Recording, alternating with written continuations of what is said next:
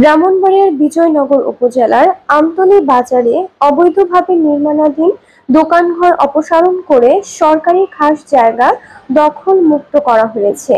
শনিবার দুপুরে উপজেলার নির্বাহী কর্মকর্তা সাধনা ত্রিপুরার নেতৃত্বে ভ্রাম্যমাণ আদালত খাস জায়গার নির্মাণাধীন দোকানঘর অপসারণ করে। স্থানীয়রা জানান, চান্দুরা ইউনিয়নে সম্পূর্ণ প্রত্যেক জায়গা এগুলা মানে দুর্নীতি, এগুলা এখনো সে পিছনে যেগুলো করছে এখনো চেষ্টা চালাইতেছে এখনো করার জন্য।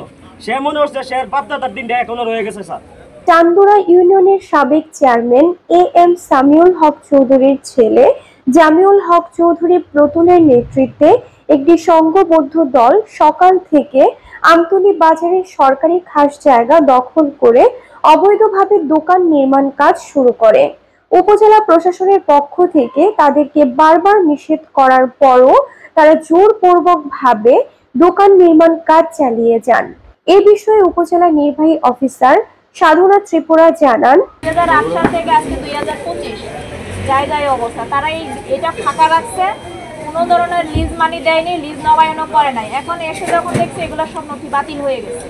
এখন পরে যে শুনলাম যে কয়েকদিন ধরে তারা এটার কাজ করতেছে। আমি যেহেতু এই যে আমার অফিসের নাজির, তার মাধ্যমে খবর দিছি, মেম্বারের মাধ্যমে, ইভেন এখানে যারা বাজারে অনেকের মাধ্যমে খবর দিছি যে তারা যেন কাজ বন্ধ করে, তাদের কি কাগজপত্র আছে, নিশ্চয়ই কোনো না কোনো কিছু থাকবে, তারা অদ্যাবধি যায় না, এই দোকানের কাজ করতেছে। আজকে সকালে আমি মেম্বারের মাধ্যমে কথা বলতে চাইছি, সে আমার সাথে কথা বলবে না।